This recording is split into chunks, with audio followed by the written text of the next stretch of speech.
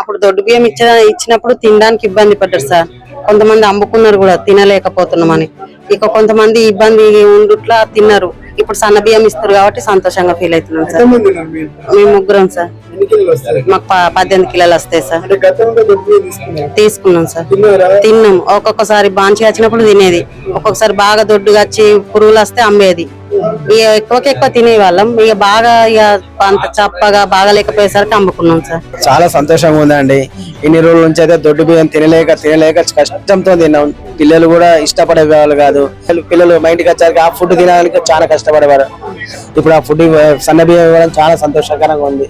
ఒకప్పుడు కాంగ్రెస్ ప్రభుత్వం ఉన్నప్పుడే అప్పుడు మనకు పప్పులు కందులు అవి ఇచ్చేవారు, నూనెలు ఇచ్చేవారు. ఆ విధంగా కూడా ఇప్పుడు ఇస్తే ఇంకా ఎంతో సంతోషపడతామని మేము వ్యక్తం చేసుకుంటాం సార్.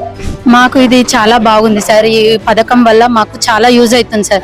పిల్లలు అదివరకు దొడ్డు బియ్యం తినకపోతుండే, బాక్స్ లోకి పెడితే కూడా అన్నం ఖరాబ్ అయిపోతుంటే, అంటే అది గట్టిగా అయి పిల్లలు తినకపోతుండే, అన్నం అంతా వేస్ట్. ఇప్పుడు ఈ సన్న బియ్యం వల్ల బాక్స్ లో పెట్టేస్తే కూడా వాళ్ళు చాలా బాగా తింటారు సార్. వాటిని అమ్మేసేయడము, కొన్ని టిఫిన్స్ కి దోశకు అట్లా యూజ్ చేసే వాళ్ళము. పిండి పట్టించుకొని టిఫిన్స్ చేసేది, ఇక కొన్ని అమ్మేసి మళ్ళీ సన్న బియ్యం ఇంకా కొన్ని అమౌంట్ కలిపేసుకొని సన్న బియ్యం తీసుకునే వాళ్ళం. ఇప్పుడు మాకు అది అమ్ముకోవాల్సిన అవసరం లేదు సార్. ఈ సన్న బియ్యం అయితే మేమే తింటాం కదా, అమ్ముకోవాల్సిన అవసరం ఉండదు సార్ మాకు.